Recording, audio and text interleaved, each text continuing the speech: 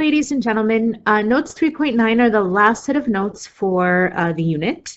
And we're going to talk about linear quadratic systems of equations. So you guys already know how to solve linear systems of equations by either using substitution or elimination. Now we're going to have a line intersecting with a parabola. So a couple of things I want you guys to be aware of before we move on. The first thing is that if we have a parabola and a line, we have three different possibilities. We have the possibility of having two solutions because you can have a parabola intersect the line twice, or you can have the line intersect the parabola twice.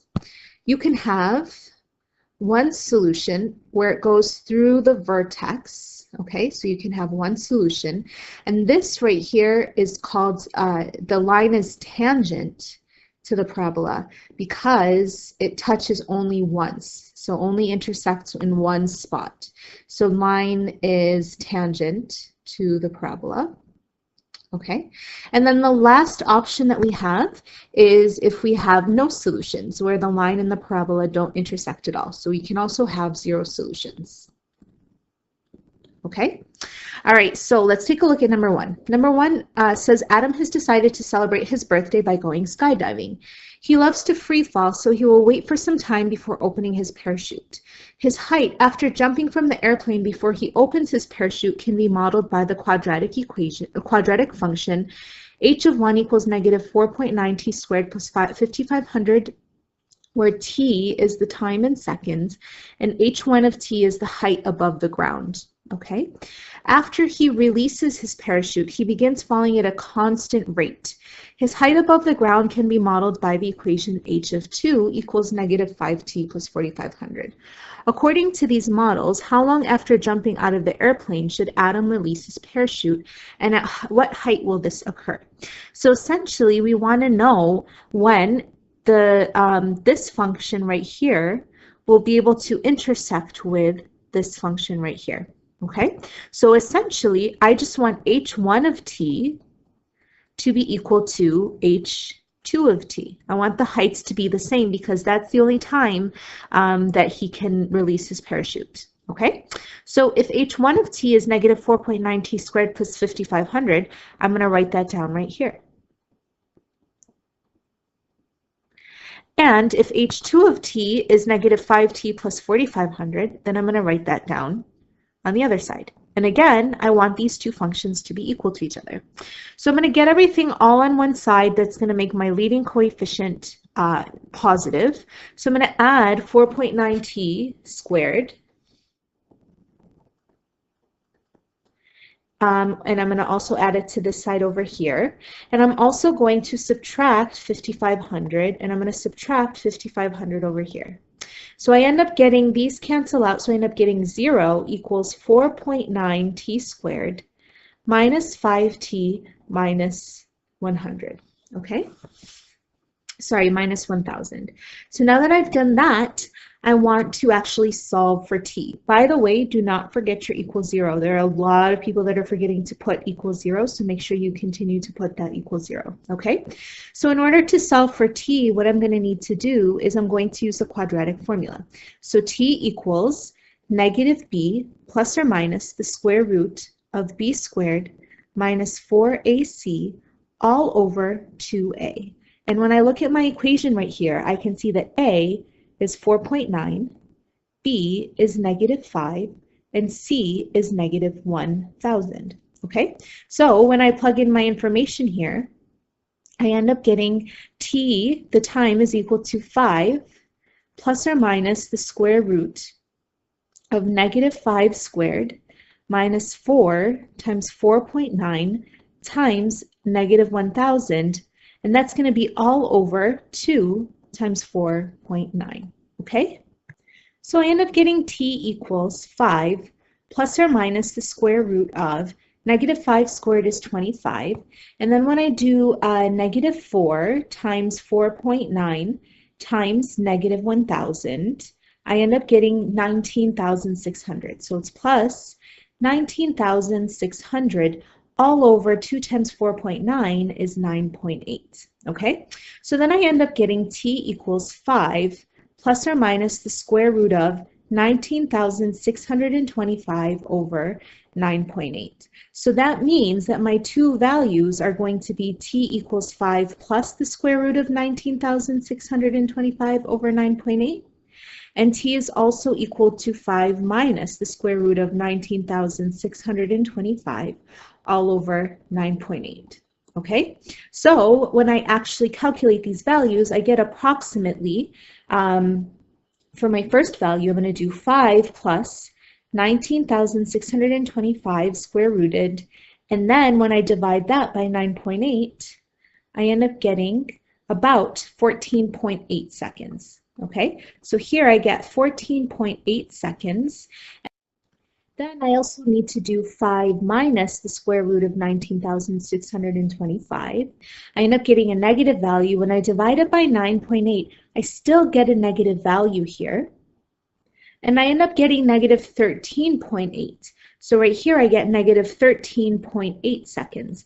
But this one is inadmissible because it's not possible for me to be able to get a time that is negative. So that means that it happens that the question asks us how long after jumping out of the airplane should Adam release his parachute. We know the answer to that is 14.8 seconds. But we want to know at what height will this occur. So I have two different equations that I can use to figure out what the corresponding height is when I know my time. And because they're going to be equal to each other when it's 14.8 seconds, I can take this 14.8 and I can plug it into either equation that I want. So when I plug it into either equation that I want, I'm going to choose the easier one because I don't want to make my life difficult. So I'm going to figure out H2 of 14.8 by doing negative 5 times 14.8 plus 4,500. Okay, so then H2 of 14.8, let's actually calculate that. So we get negative 5 times 14.8 plus 4,500, and I end up getting 4,426. So now I'm just going to write my therefore statement, and then I should be good to go. So I can say, therefore, Adam should open his parachute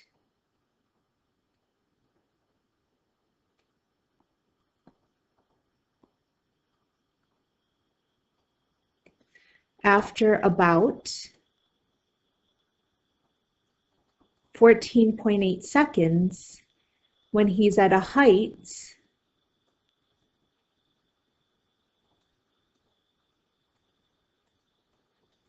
of about 4,426 meters. Okay? And then I'm all set with question number 1. Here's an application of a system that you might see. Okay, and if you noticed here, what we ended up doing is we set them equal to each other and we used substitution. So we substituted this in for h of t right here instead, and that's how we were able to set them equal to each other. Okay. All right, number 2, it says consider the two functions f of x equals x squared minus 6x plus 3. So our first function right here is our parabola, and g of x equals negative 2x plus 3. This function here is our line because it's in y equals mx plus b format, and this is y equals ax squared plus bx plus c format. So part A says without solving or graphing, determine how many points of intersection the two graphs will have. Well, essentially, I just want f of x to be equal to g of x if I'm looking for a point of intersection, okay? So essentially, when I'm looking for a point of intersection, I'm looking for where f of x is going to be equal to g of x. So what I'm going to do is I'm going to replace x squared minus 6x plus 3 here instead of g of x here. I can set them equal to each other. So again, here's my substitution, okay? Now that I've done that, I'm going to get everything on one side. So I get x squared, I'm going to add 2x, and I'm going to subtract 3. So plus 2x minus 3, so I get x squared minus 4x equals 0, okay? So here I know a is 1, I know b is negative 4, and I know that c is 0. To determine, sorry about that, to determine how many solutions we have to this equation right here, we have to use our discriminant, which is what we learned in notes 3.7. So remember, our discriminant is b squared minus 4ac. So I'm going to do b squared, which is negative 4. So I'll do negative 4 squared minus 4 times a, which is 1, times c, which is 0. So I end up getting negative 4 squared is 16, and then minus 4 times 1 times 0 is just 0. So I end up getting my discriminant is 16. Well, since my discriminant is greater than 0, we can say that there are 2 points of intersection because, again, our discriminant is greater than 0. Okay, so then part B, if any, determine the points of intersection by graphing. Well, we know for a fact that there are going to be points of intersection, specifically 2. So what I'm going to do is I'm going to take a look at f of x equals x squared minus 6x plus 3, and I'm going to kind of get some key critical points for this equation right here. So the first thing I'm going to do is I'm going to complete the square to find the vertex. So f of x equals x squared minus 6x. I didn't have to factor anything out. I can take my b value, which is negative 6, divide it by 2, and then square it. So I end up getting negative 3 squared, which is 9. So I get x squared minus 6x plus 9. But then I'm going to subtract 9, and then I'm going to add the plus 3 at the end right here. So then here, this x squared minus 6x plus 9 is my perfect square trinomial. So I end up getting x minus 3 squared, and then negative 9 plus 3 is negative 6. So therefore, we can say that we have a vertex at 3, negative 6, and that it is a minimum because the a value here is positive. Okay? I also can figure out my y-intercept by plugging 0 in for x. So again, if my equation is f of x equals x squared minus 6x plus 3, I'm going to figure out f of 0. So I'll have 0 squared minus 6 times 0 plus 3. So therefore, f of 0 is 3. So I have a y-intercept at 0, 3. Okay, I'm going to graph that information out first before I do anything else. So label your axes. I'll label this x, label this y, put a 0 here. I can go by ones for my scale, so I'll put a 5 here and a 10 here. I'll put a 10 here and a 5 here, negative 10 here, negative 5 here, negative 5 there, and I have negative 10 here. Okay, and I know that my vertex here is positive 3, negative 6. So I'm going to go to positive 3, negative 6, and I'm going to draw a point there. I also know that I have a y-intercept at 0, 3. Okay, but I also know, you guys, that right here we have our axis of symmetry at x equals 3. So this point, let's draw this in blue so you can see it a little bit better. This point right here, it's symmetrical point, so it's 3 away from the axis of symmetry, so its point of symmetry on the other side is also going to be 3 away. So here I have some information to help me graph out my parabola. I'm not sure yet if this is enough information for determining my point of intersection, but it's good so far, okay? Now, my other equation that I have is g of x equals negative 2x plus 3. So if I have g of x equals negative 2x plus 3, that's nice and easy because I know that my y-intercept is 3. And I know that the slope is negative 2 over 1. So that means I'm going to go down 2 and to the right 1, down 2 and to the right 1, and I'm going to keep going with that. I'm going to grab my ruler and I'm going to connect the dots. But for me, what I'm going to do instead is I'm going to just draw a line using my software. But for you, please grab a ruler and connect your dots right here. Okay. I'm just going to extend my line while you do that.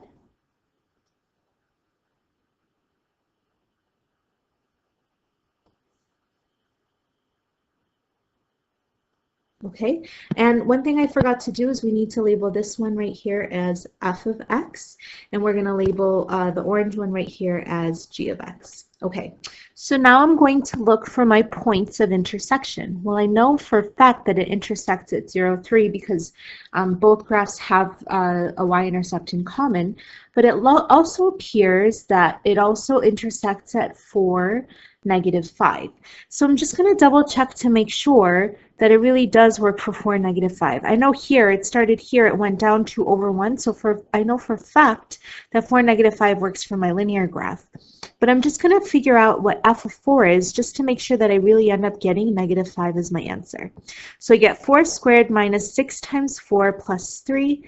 So I get 16 minus 24 plus 3. So I get negative 8 plus 3, which is negative 5, and that's definitely going to work. So therefore, my points of intersection are 0, 3, and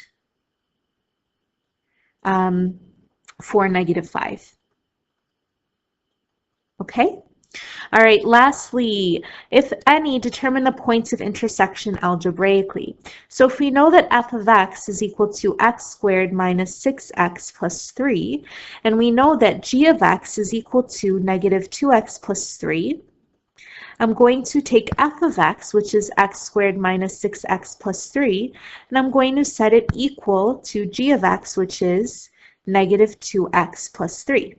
And then I'm going to add 2x, and I'm also going to subtract 3, and I end up getting x squared minus 4x equals 0, because remember our goal is to cancel these out to get 0 if we have a quadratic equation here. The first question I ask myself whenever I factor is there GCF? And there is. My GCF is x, so I'm going to take an x out, and I have x minus 4 equals 0. Well, here I have two things equal to 0. I have x equals 0, and I have x minus 4 equals 0. Well, if x minus 4 equals 0, then x equals 4.